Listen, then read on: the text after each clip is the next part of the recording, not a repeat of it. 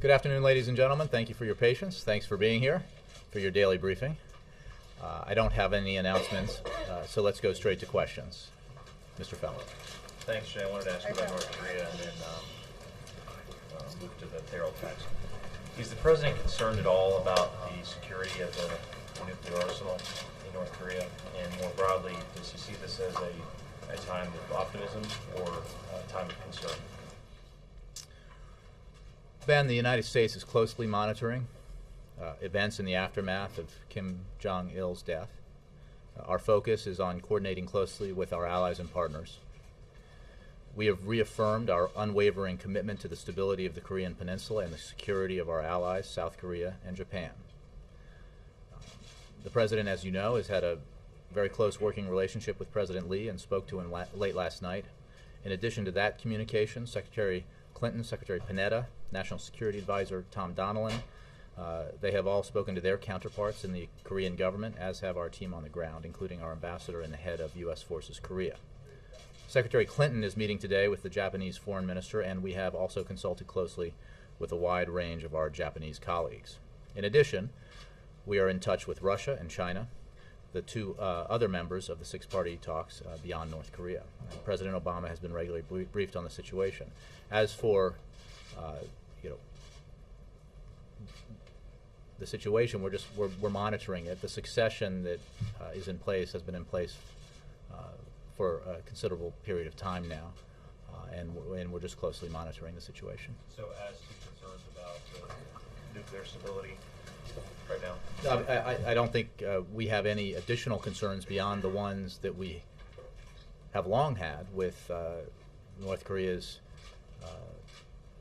approach to nuclear issues, and we will continue to press them to meet their international obligations. But we have no new concerns as a result of this event. And based on what you're hearing so far, I mean, clearly there is a transition now. Is this a time, is this an opening from the White House perspective for better days? I think it's much too early to make any kind of judgment like that. This is a period where North Korea is in a period of national mourning. And we hope that the new North Korean leadership will take the steps necessary to support peace, prosperity, and a better future for the North Korean people, including, as I say, acting on its commitments to denuclearization. Okay, thank you. On the payroll tax, was the White House ever given any assurance from the House that this is something that it would support? When the President came out here and spoke on Saturday, did he think that this was, in essence, a done deal?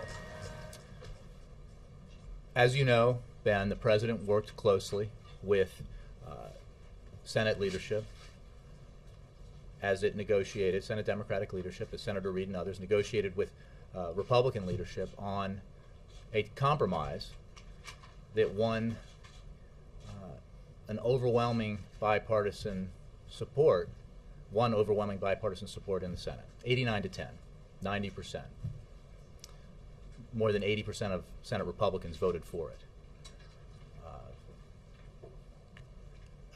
I do this sometimes, but I've been here long enough to say that it has never been the case that the Senate votes at 90% with overwhelming majorities from both parties without communication with their counterparts in the House. And it is certainly not for the President to be the intermediary between Republican leaders in the House and the Senate. It was certainly our expectation, and we certainly had reason to believe that there was support in the House for a measure that would ensure that Americans didn't have their taxes go up in 12 days.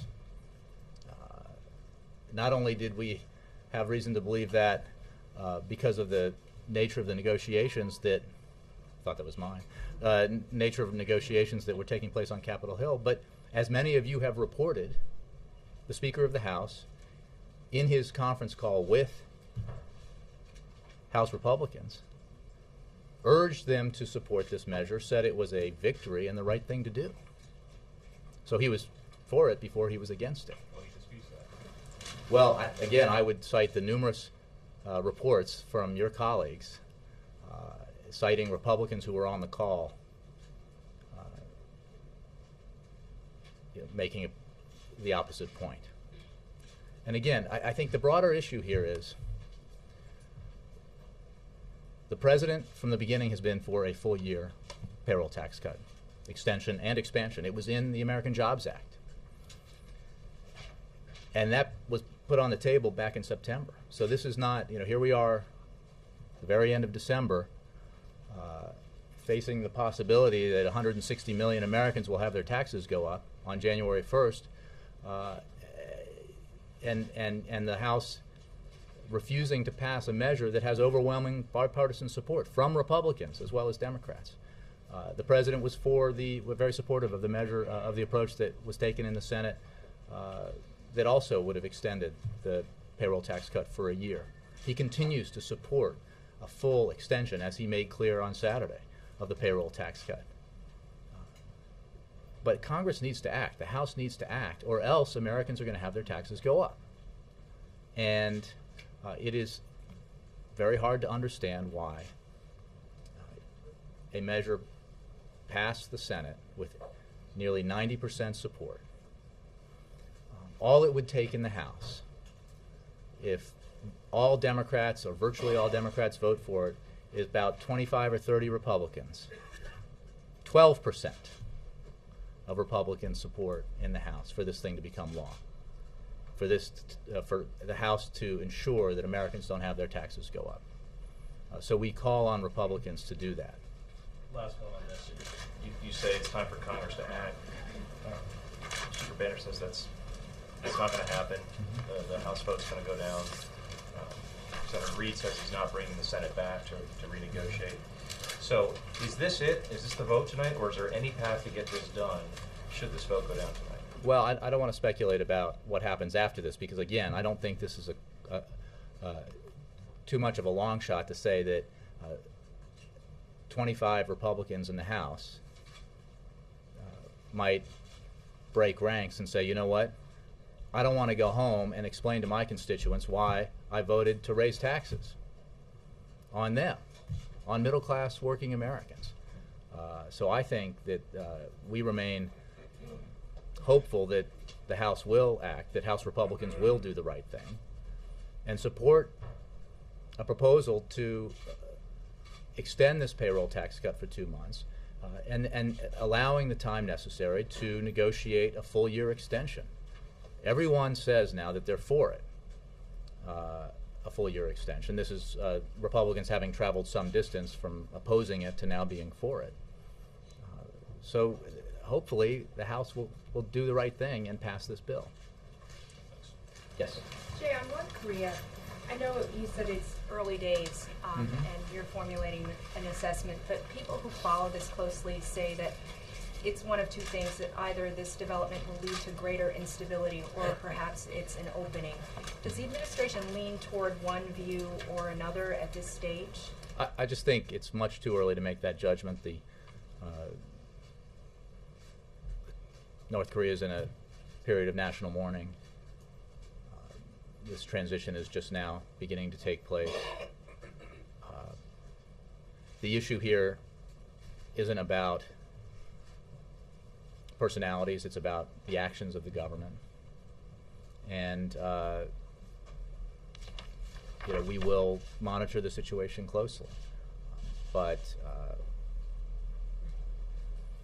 I think it would be premature to make assessments about what this development would mean in terms of its effect on six-party talks or anything else. On another subject, Reuters has an exclusive out that was put on the wire last night detailing 10 months of talks between the United States and the Taliban. And I was wondering if you could bring us up to speed on those talks. What is the aim of them? What do you expect out of them? Well, I'd say a couple things. One, we would leave it up to the Afghan government to characterize the state of the talks that they are leading. As you know, our policy has been, and for a long time now, and it remains the case, that we support reconciliation, Afghan-led reconciliation process that would bring Afghans together and allow insurgents to come off the battlefield. We and the Afghan government have been clear about the conditions that would need to be met. Insurgents would need to break from al-Qaeda, abandon violence, and abide by the Afghan constitution. including its provisions on the respect for the rights of all Afghans. And that includes, obviously, women and ethnic minorities. So we will continue to support these Afghan-led efforts, but I would refer you to the Afghan government for specifics about expectations, if that was the nature of your question. Let's see. Victoria. Why did you come out today with the executive order on the initiative on women and girls in conflict resolution? Well, I would refer you to the State Department. I mean, they're having, the Secretary of State's, I think, speaking about this issue today. This has been, these kinds of things have a fairly long planning time. So I'm not sure I get the nature of your question. Why not today, I suppose? Could you talk a little bit more about why it's so important to the administration? I can tell you that, let's see what I have here.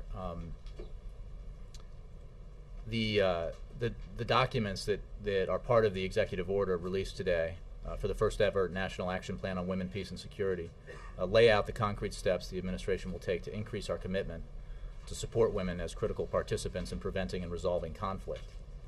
The documents released today represent a change in how the United States will approach its diplomatic, military, and development-based support to women in areas of conflict by ensuring that women's perspectives and considerations of gender are woven into the DNA of how the United States approaches peace processes, conflict prevention, and the protection of civilians, as well as humanitarian assistance.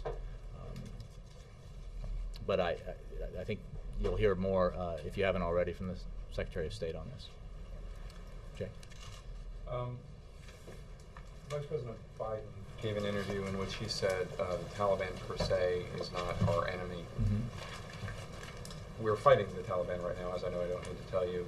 Can you explain a little bit more? Sure. I mean, does he regret using that Not at all. language? I think, and I think it's important, I know you've written about this, to understand what most Americans, I think, know, which is that we didn't invade Afghanistan. We did not send U.S. military personnel into Afghanistan because the Taliban were in power. They had been in power. We went into Afghanistan because al-Qaeda had launched an attack against the United States from Afghanistan.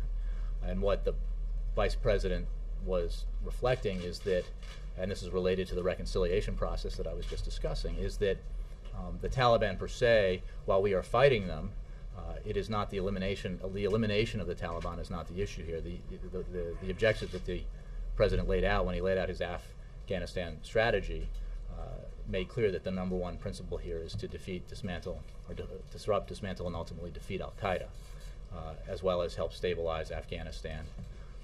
And that's what we're doing. Part of that process is our support for the Afghan-led reconciliation talks. The conditions for reconciliation for the Taliban are very clear, but reconciliation has to be a part of the long-term process in Afghanistan if Afghanistan is going to evolve into a peaceful country. I understand that. I just, obviously, there isn't much of an al-Qaeda presence in Afghanistan.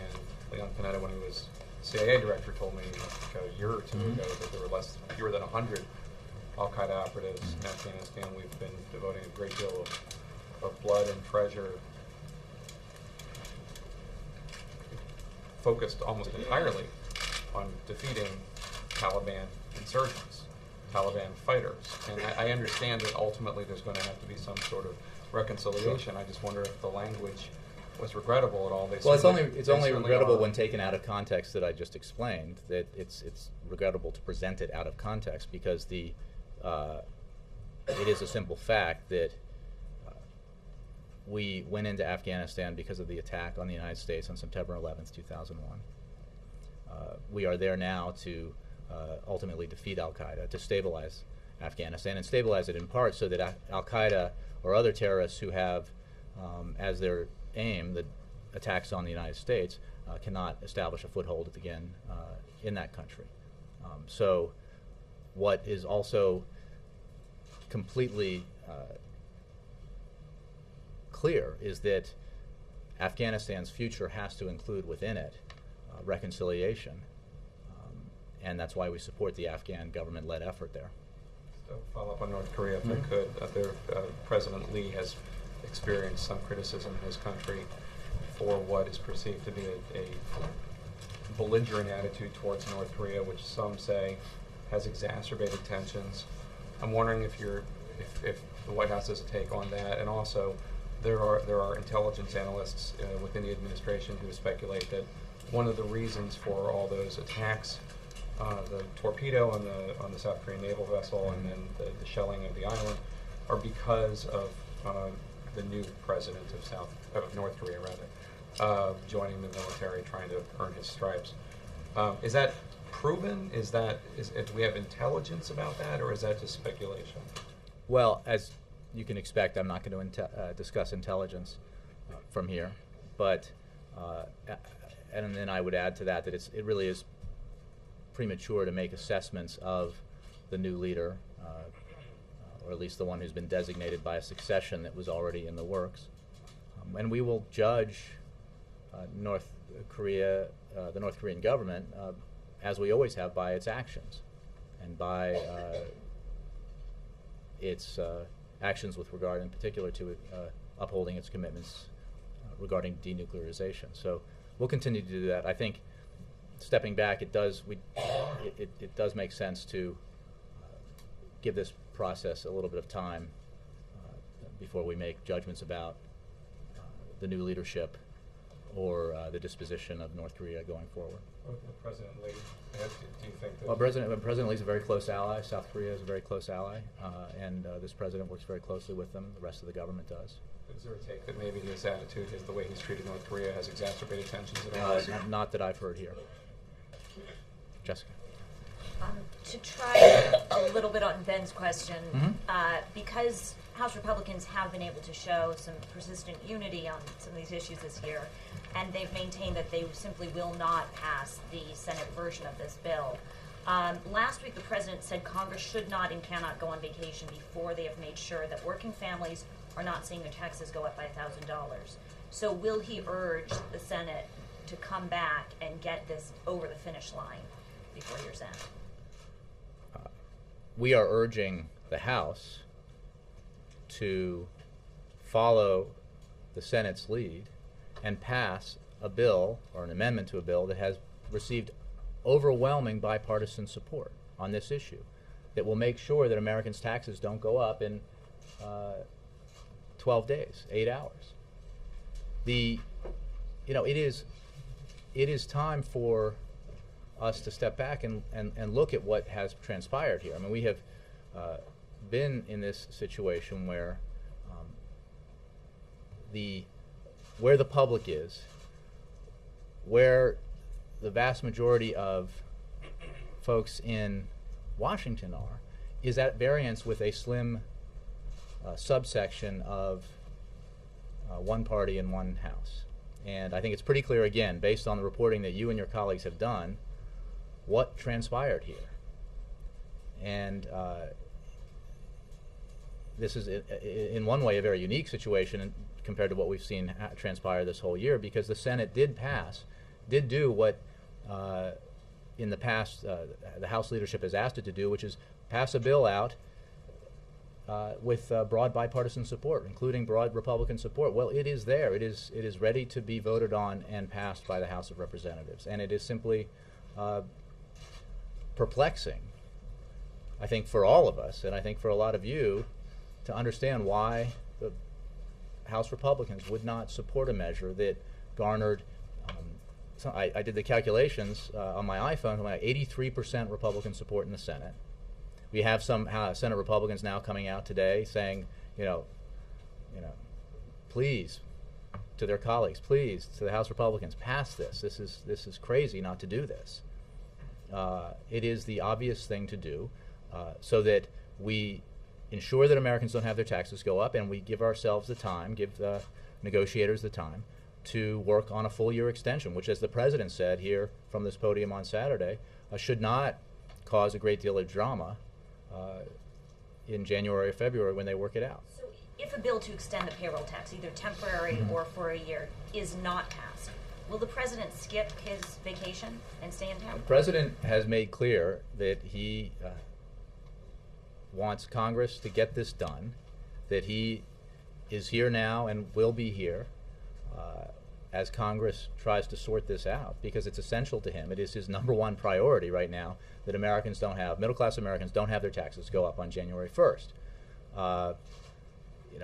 We remain hopeful that tonight enough House Republicans will, not vote in lockstep for a position that is supported by almost no one out there, and will instead pass a payroll tax cut extension, make clear that they are committed, as we are, to a full year tax cut for the American people, a position which, by the way, this president has had consistently, but which Republicans who are now saying, oh, we can't possibly kick the can down the road, they didn't even support a full year extension until a few weeks ago. We had numerous senior Republicans on the Hill who were dismissing the economic value of a payroll tax cut, dismissing the need to do it at all, and making clear that their support was tepid at best. So now, fortunately, we've seen some movement in that direction.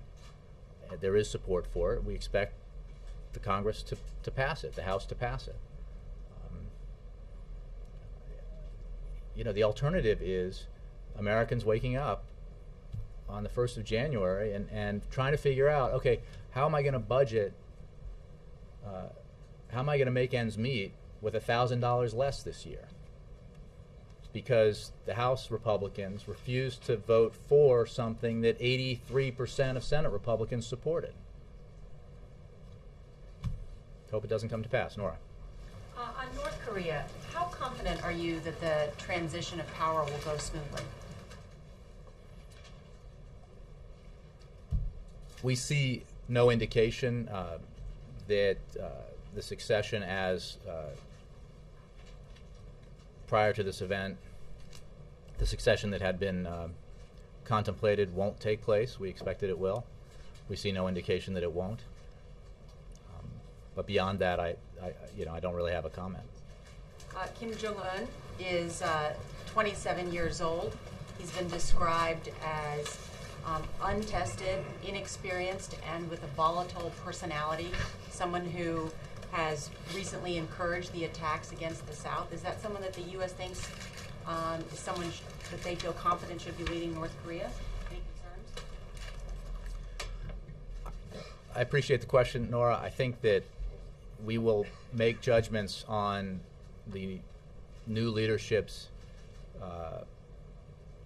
disposition, if you will, based on how he and the government handles itself going forward. We have consistently demonstrated that we are open to engagement with North Korea, but we've also made clear that the North Koreans need to take steps towards denuclearization that would demonstrate seriousness of purpose and a willingness to negotiate. And that was our position last week, and it remains our position this week and going forward.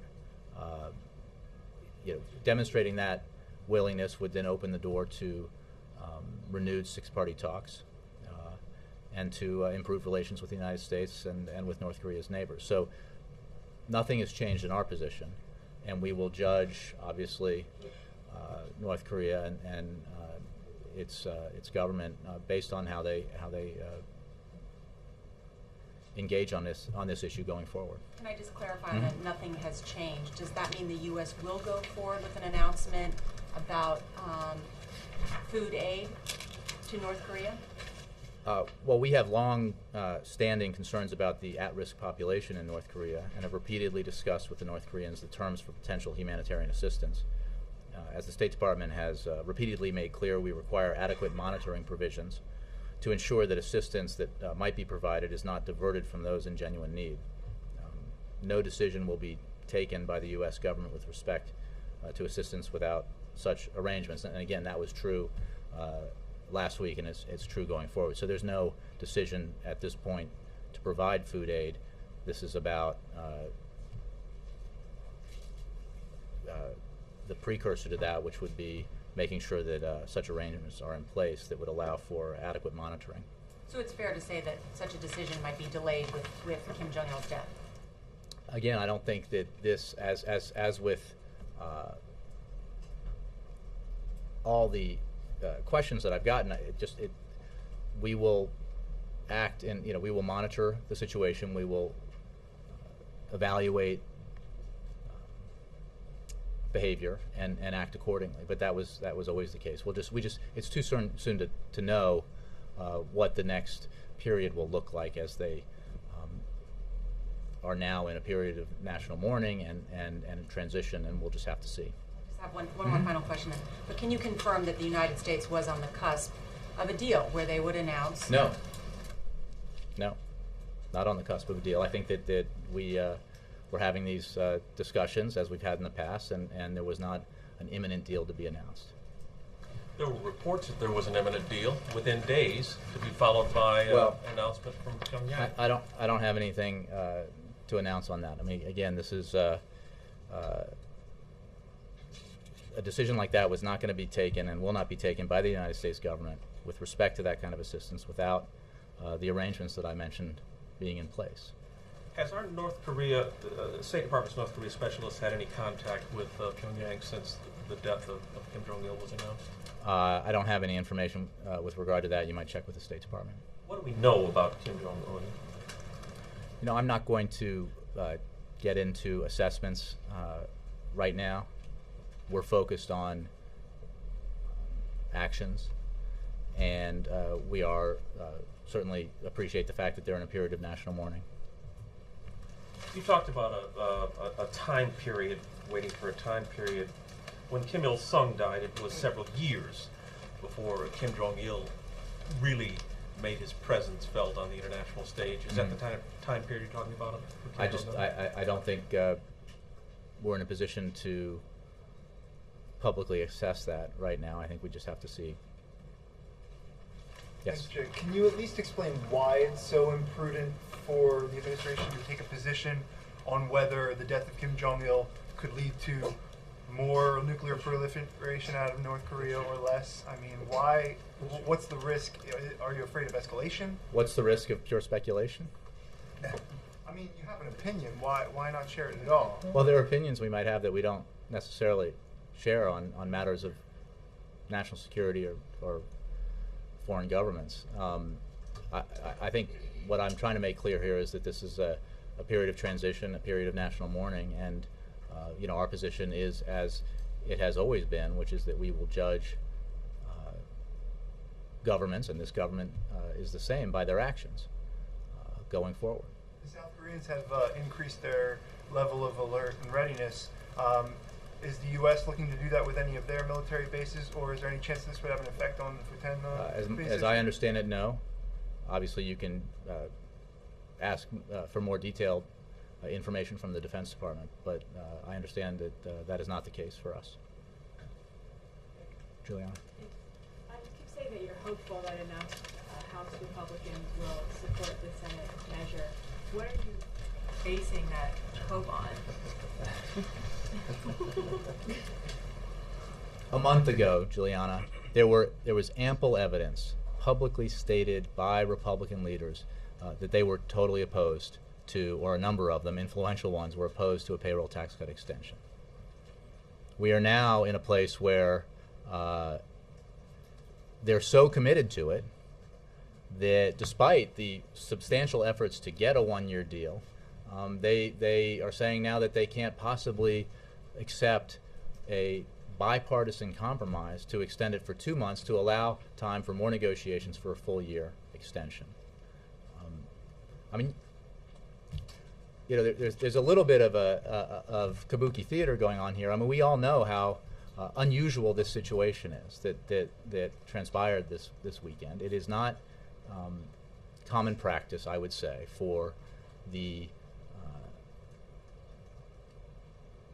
a bill of substance that doesn't have to do with naming a post office or commemorative coins to pass with 90% support and overwhelming support from both parties without the wheels being greased, if you will, in the other house by the leaders. And it makes getting things done on behalf of the American people pretty difficult when you have that kind of volatility and have that situation where the things that have broad bipartisan support, have broad American public support, cannot get done because of a sub-faction of one party in one house basically dictating the direction of the majority in that House.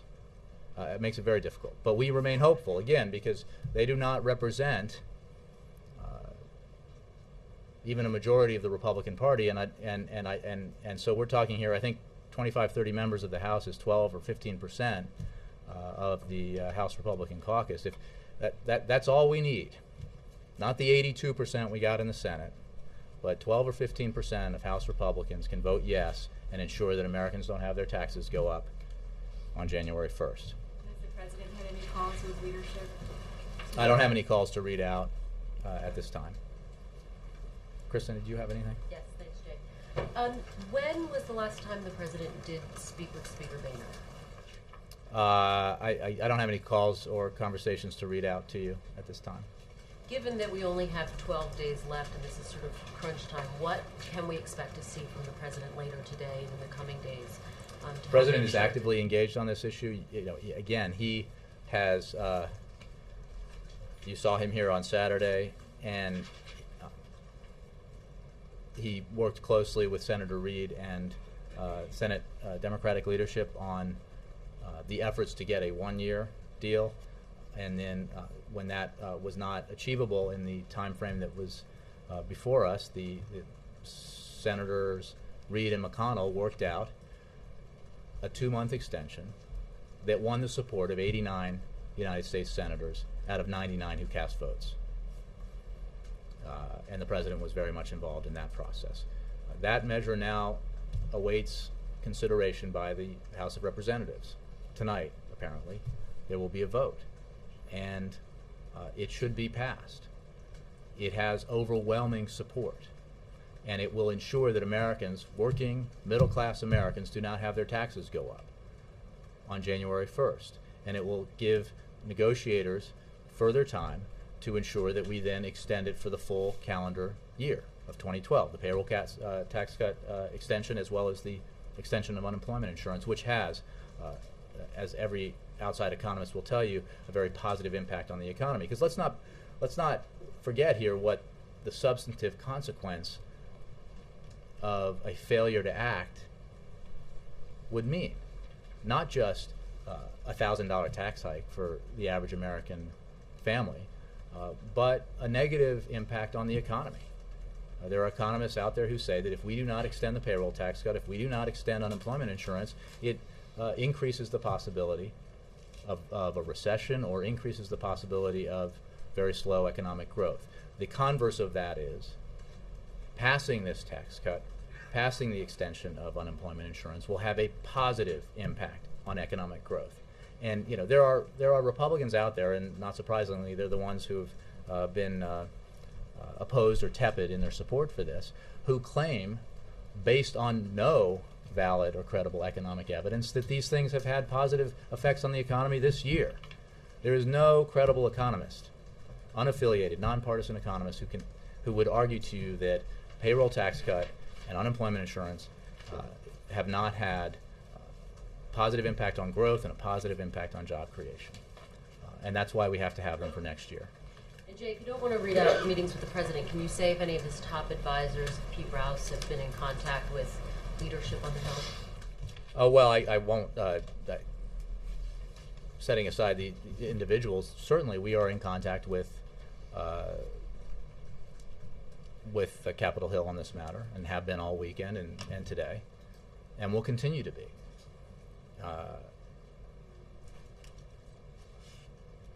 We will hope, as I said, that Republicans figure out the right thing to do here, support their colleagues in the Senate, support what the American people want done, and make sure that their taxes don't go up on January 1st. It's pretty simple.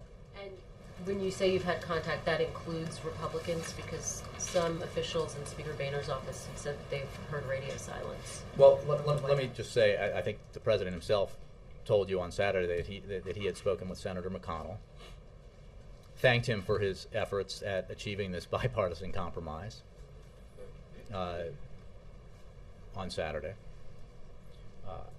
With regard to the Speaker of the House, it is not our job to negotiate between him and Senate Republicans. again, the Senate passed with something like 82% Senate Republican approval, 39 Senate Republicans, a provision to extend the payroll tax cut and unemployment insurance, as well as deal with some other important issues for 2 months. The House should follow suit. Toshi. Thank you, Jay. Oh, I'm sorry, then Laura. Toshi, then Laura. Yeah, two questions on North Korea. So far, has the administration noticed any unusual movement by North Korean military? Can you give us a sense on that? Because it's a grave concern in the region. Mm-hmm. And secondly, does the president have any plans to communicate with Japanese Prime Minister Noda as he did with Korean President Lee? I don't have any announcements to make about upcoming conversations the president may or may not have. And with regard to your first question, my understanding prior to coming out here is that we did not see any evidence of that. I would refer you to the Defense Department for more detailed analysis of that, but my understanding is the answer is no. Laura, then Jackie, then Mark. Thanks. On the payroll tax, the Senate Democrats have indicated that the House has their bill before it. They can pass it, or they can be responsible for a tax increase. And they're not interested in renegotiating this. Is that the White House view as well, that basically they should take it or own it and that's the end? Or if they reject it, will it be time for more negotiation? Well, if they reject it is immediately speculating about the outcome. I understand that that some statements have been made that suggest that is what will happen, and that's unfortunate. But I don't want to get ahead of that process because we really do believe, and we've just heard in the last few hours some Senate Republicans reinforce this point, that it is the right thing to do to vote yes tonight, following the overwhelmingly bipartisan support that this measure received in the Senate, to ensure that Americans don't have their taxes go up. So I don't want to get ahead of that process. It is certainly the case that Senator Reid worked very closely with Senator McConnell to work out this compromise. And before they put forward the 2-month measure, they worked hard on trying to get a year tax cut extension, payroll tax cut extension, unemployment insurance extension. They were not able to accomplish that at this time and felt it was of the utmost importance that at the very least we make sure taxes don't go up on January 1st, which is the president's absolute priority. So they negotiated this 2-month compromise. It received 89 out of 99 Senate votes, Senate ayes, and it moved on to the House. I think it is not too much to ask on behalf of the American people that the House follow suit. Vote as the Senate did in a bipartisan fashion to ensure Americans' taxes don't go up on January 1st. So I'm not going to get into what happens if the vote goes down or. Right.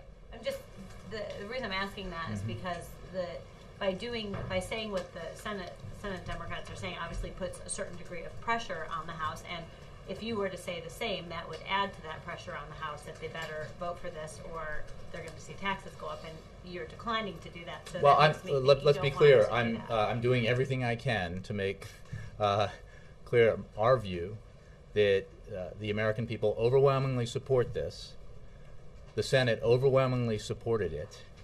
It is overwhelmingly the right thing to do, and that the American people will be justifiably angry if Congress does not, and in this case the House does not vote to extend this tax cut. Because people are going to wake up and we'll spend the holiday season trying to figure out how they will manage their budgets with $1,000 less in their paychecks next year because of this kind of nonsensical behavior where it takes compromise to get things done here. We are a two-party system and a divided government. And something happened on Saturday in the Senate that has not happened often in this year. 89 senators voted for something that was not a post office or a commemorative coin. 39 of them Republicans. I think Americans who are paying attention to this must be pulling their hair out when they look at the House now refusing to do what the Senate did. Anna, perhaps it seems like a outdated question all the way back to Saturday. On the issue of the Keystone provision that's in the Senate bill, and the bill for the House, why did the administration accept that that language, given that just a few days earlier in the SAP on the House bill the administration indicated that it would not, that it was opposed? The administration indicated in its SAP that the president would veto a specific bill. The president spoke in general about an effort to mandate a decision, a yes decision, as being something he would reject. This provision does not mandate that outcome, which does not say that does not mean it's not extraneous, that it's not wholly irrelevant or unrelated to a payroll tax cut extension or unemployment extension or the SGR doc fix or any of that. It's a purely political thing that was inserted by Republicans into the payroll tax cut extension. We accepted it. The Senate Democrats accepted it because that is part of what compromise means. Sometimes you have to take things that you don't want. But let's be clear about what that provision, if the House does take the appropriate actions tonight and it becomes law, what that would mean and what it would not mean. But that provision that was in the final Senate bill is the same provision that was in the House bill that the Statement of Administration of Policy suggested. Right, but the SAP, the Statement of Administration of Policy, said the president would veto a bill which had many components to it. This was one. I'm not So saying it was veto there are thrown on other that things. provision. I mean, that could end up in a hypothetical resolution to this, and that would have. Going back to that period of time, which, as you say, seems like a long time ago, that it wasn't that any single element that appeared in another bill would make that bill veto worthy. It was that bill was would result, if it landed on the president's desk, in a veto. Well, that bill now is dead and will not land on the president's desk. And the last question is, do you believe that this will lead to a rejection of the Keystone Project? I would only point to you to the statement made by the State Department about what a 60-day review would mean. The whole reason, as I understand it, that more time was needed is because to properly do the sort of assessments that need to be done when you're evaluating these alternate routes for a pipeline, it requires more time than 60 days. So it would be very difficult, as I understand it, for the State Department to say that review had been responsibly achieved in 60 days. But I would refer you to that statement. Jackie. Jake, does the White House have any response to reports out of Baghdad that just a day after the last U.S. combat troops rolled out, the Shiite-dominated government has issued an arrest warrant for Vice President Tariq al-Hashimi for having personal death squads that have targeted opponents and thus sparked fears of political and sectarian infighting there? I did have something on that. Hold on one second. Do you have it? Sorry, thanks. Yeah, this did just, as you note, break. This just in. Yes. Well, what I can say is we are monitoring this, monitoring the reports that an arrest warrant has been issued for Vice President Tariq al-Hashimi in Iraq. We are talking to all of the parties and have expressed our concern regarding these developments. We are urging all sides to work to resolve differences peacefully and through dialogue in a manner consistent with the rule of law and the democratic political process. Mark? Jay, are you saying that if the House votes tonight the way we're told it will, that the White House is going to give up? I mean, that's the end of it? You're going to say, all right, everybody go home? I'm not You're gonna accepting keep that trying, right? outcome. I'm not expecting but that outcome. You really need to, right? Well, Possibility. I was told that it was impossible for the Kansas City Chiefs to beat the Green Bay Packers, I think this is. and look what happened. You think it's even more unlikely? More like I mean, Cleveland you're Browns. saying that if the House votes tonight, that Americans are going to wake up angry, tearing their hair out on January 1st. So it sounds like you're saying, well, we give up. No, I'm not saying that. What I am saying is that all it would take would be for 25 or 30 Republicans to do what their constituents overwhelmingly want them to do, which is grant this extension of a payroll tax cut, to follow the overwhelming bipartisan majority that was established in the Senate in support of this measure, and allow this bill to reach the president's desk and to have him sign it into law.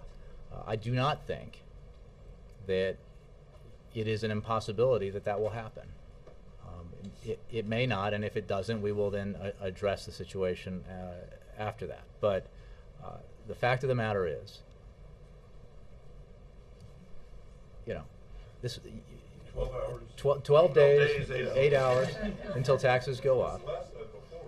It is less than before. The march of time. Americans expect Washington to work, and they expect when, political opponents, Democrats and Republicans, to come together and work out a compromise on a substantive issue, a meaningful issue like a payroll tax cut and extension of unemployment insurance, paid for in both cases, as well as the other measures, provisions of that measure, that when they work it out, Senator McConnell and Senator Reid and 89 senators vote with them and support that measure, that most Americans would probably expect the House to follow suit, would probably expect at least 12 or 13% of House Republicans to follow the 82% of Senate Republicans in support of this. They would expect that for all the reasons that I've spelled out, including the established precedent in the way Washington works, that it is clear that there was an expectation on the Hill that there would be support for this in the House. It is unlikely, I think, based on your understanding of the Congress and how it works and everybody else here, that measure would have sailed over with huge bipartisan support to the House if there hadn't been an expectation that it would also garner support in the House. And then we have the comments made by the Speaker of the House in his call with his conference members. So hopefully reason will prevail, and the vote will go accordingly. What is it you think Speaker Boehner is up to? You've got a 2-month extension. He wants to give you a year extension. We and want. You say, oh no. No, Mark. No. What's wrong? We want a 1-year extension. The president has made clear we're only having this debate. The only reason why Americans might not have their taxes go up on January 1st is because the president has been pushing this since September against, as you've all seen, Republican resistance, and then tepid support, and then less tepid support. You seem very Not strong near about it today. Yes, well, it is remarkable how things change. But the fact is, this president, it was a key element of the American Jobs Act for a reason. Because every element of that Jobs Act, as I've said many times, was inserted into it because it would have positive impact on growth in the economy and growth in job creation, and because they were the kinds of measures that had traditionally earned bipartisan support. I mean, I've got in my book here the statement after statement after statement by Republicans back in 2009 that their answer to what the economy needed, their answer to what we needed to grow the economy in that very difficult economic situation was a payroll tax cut. Well, let's do it. Let's do it. The president supports it. The president wants a year deal. He pushed the year deal. When that was not achievable in the time frame we had, a bipartisan compromise was reached. 89 senators voted for it. We should do that so Americans don't have their taxes go up. So what is it you think Speaker Boehner is up to? I would not.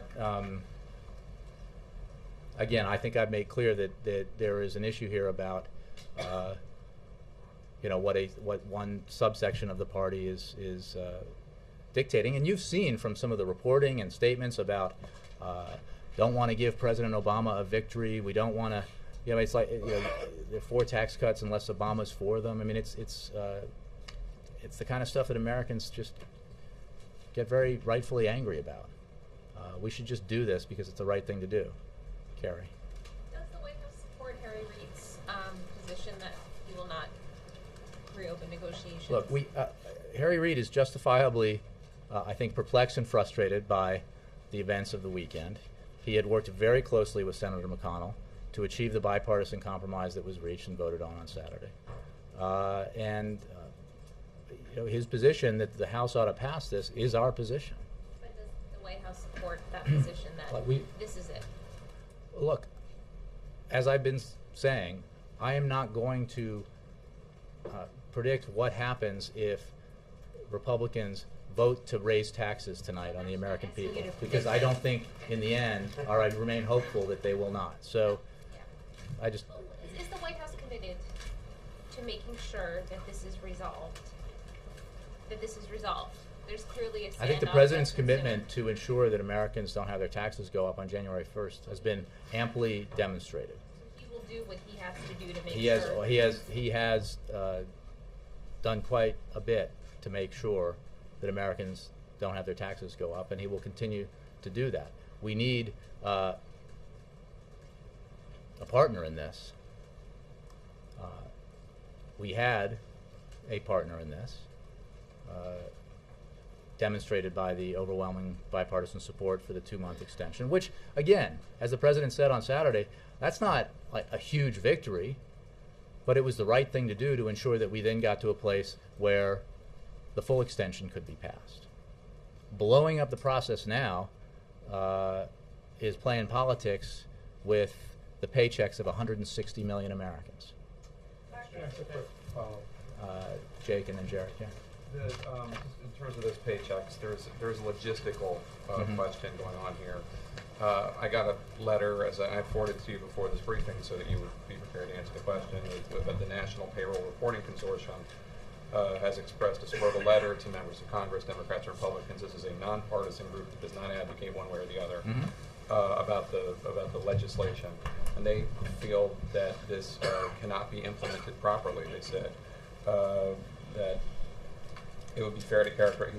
The President told me it would be fair to characterize his letter saying the 2-month payroll tax holiday cannot be implemented properly. He said the concern is that it could create substantial problems, confusion, and costs affecting a significant percentage of U.S. employers and employees. It gets technical, but the point is they just don't think there's enough lead time to do this, and because it's only 2 months and not a year, that makes it a lot more difficult. Well, I appreciate that, and thank you for sending it to me ahead of time. The 2 points. One, again, because Congress was so slow to get its work done, last year this was an issue when the payroll tax cut was extended, that it was so late in the year that it created complications. But those were worked out. B, this President is committed to make sure that his administration, the Treasury Department, his administration works with American businesses to ensure that this tax cut is extended for American taxpayers, wage earners, people who get a paycheck, 160 million. He would far rather ask this administration to work overtime during the holidays to make that happen than ask Americans to spend the holidays worrying how they're going to make ends meet with $1,000 less in their pockets. Thanks, everybody. Jay. Oh yeah, you have a question. Oh, I'm sorry, I did. You're right. I apologize. I was so eager to go, but I wasn't really. Yes, sir. Thank you. 2 questions. One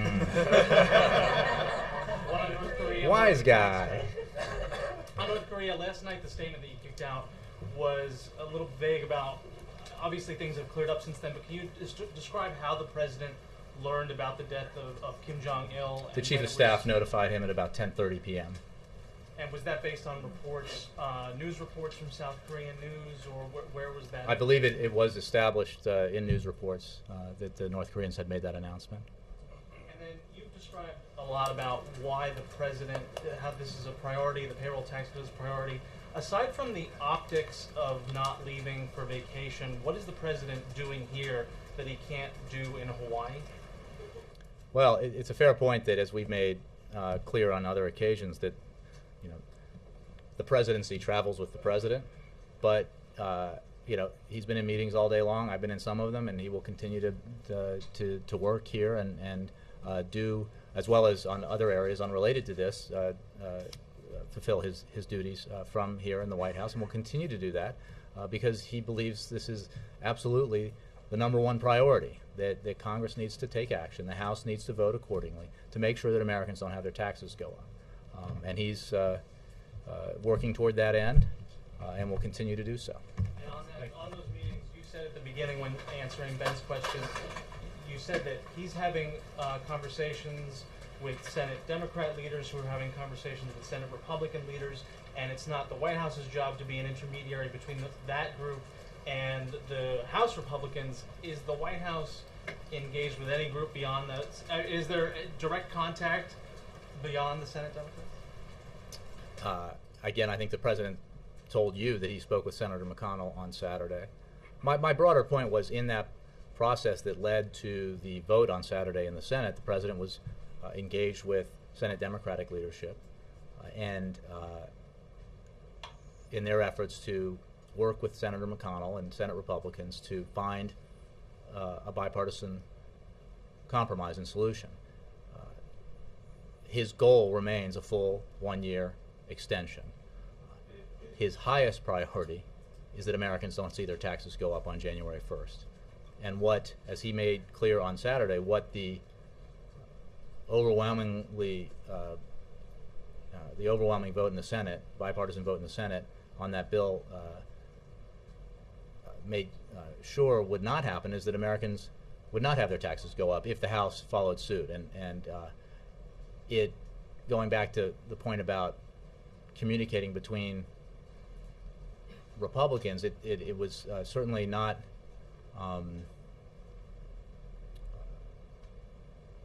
our expectation that the Senate Republicans would have moved so overwhelmingly in favor of a piece of legislation if they didn't have some reason to believe that the House would follow suit. But that wasn't independently verified?